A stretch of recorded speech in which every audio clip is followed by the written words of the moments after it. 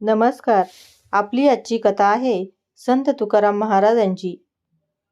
तुकाराम महाराजांची विठ्ठलांवर नितांत श्रद्धा होती.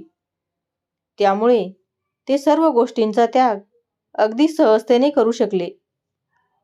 तुकाराम महाराजांची थोरवी समजल्यानंतर लोक त्यांचा सन्मान करू लागले. तेव्हा ते दूर अरण्यात जाऊन एकांतात ईश्वर चिंतन करू लागले. एकदा 2 मास उलटून गेली, पण ते घरी परतलेच नव्हते. एक दिवस त्यांची पत्नी नदीवरून पाणी आणत असताना वाटेत त्यांना तुकाराम महाराज भेटले. ती पटकन त्यांना वाटेत अडवून म्हणाली,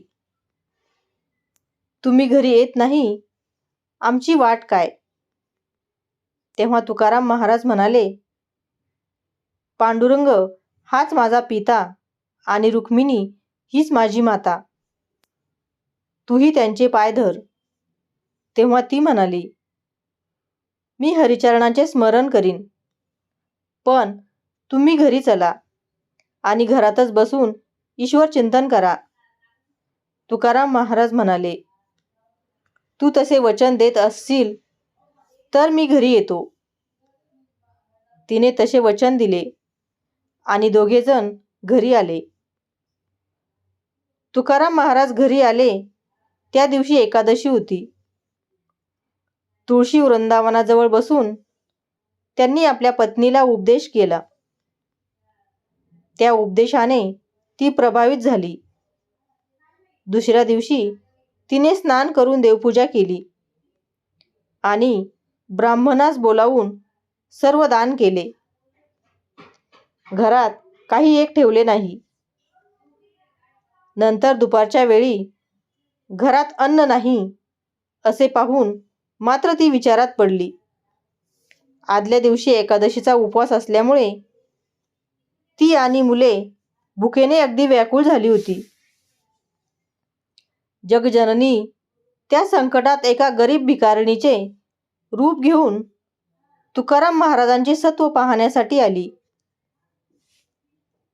ती म्हणाली, "तुम्ही सर्व घरदार ब्राह्मणांना दान केले आहे असे ऐकले, तर काही उरले असेल तर मला द्यावे." ते ऐकून घरात जे एक लुगडे वाळत घातले होते तेही तुकाराम महाराजांनी तिला दिले. लुगडे दिले ही गोष्ट तुकाराम महाराजांच्या पत्नीला समजली. तेव्हा तिला खूप राग आला. ती म्हणू लागली, 2 मासांनी कालच त्यांना समजावून आणले.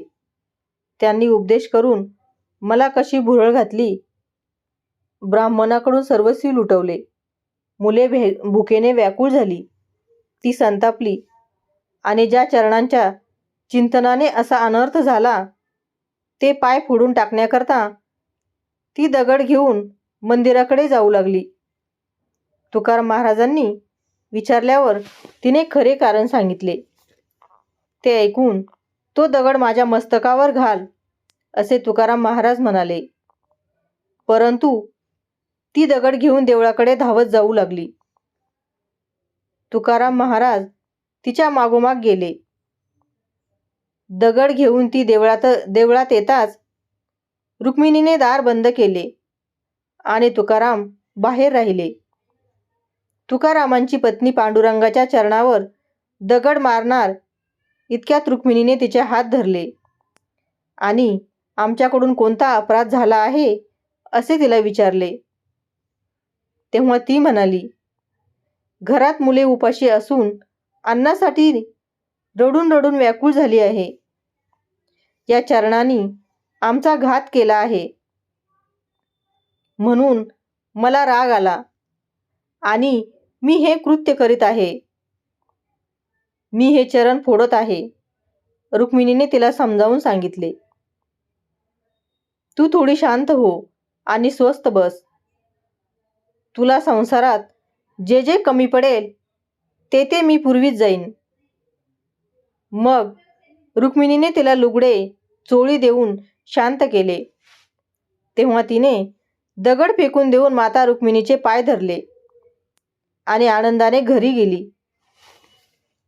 एवढा उपदेश करूनही आपली बायको उतावळी होऊन माता रुक्मिणीजवळून सर्व वापस घेऊन आलेली पाहून तुकाराम महाराजांना फार वाईट वाटले. ते तिला म्हणाले, तू परमार्थ दवडलास. रिद्धी सिद्धी संपत्ती या सर्वांचा त्याग केल्यानेच ईश्वर प्राप्ती होते. त्यानंतर तुकाराम महाराजांनी एवढे सांगून तिला पुन्हा गोरगरिबांना सर्व वाटून टाकण्यास सांगितले. आपली आजची आध्यात्मिक विषयावरची कथा कशी वाटली? आपली प्रतिक्रिया कमेंटद्वारे नक्की कळवा. व्हिडिओ आवडला असेल तर व्हिडिओला लाईक करा, शेअर करा आणि चॅनलवर नवीन असाल तर चॅनलला सबस्क्राईब करायला विसरू नका. धन्यवाद.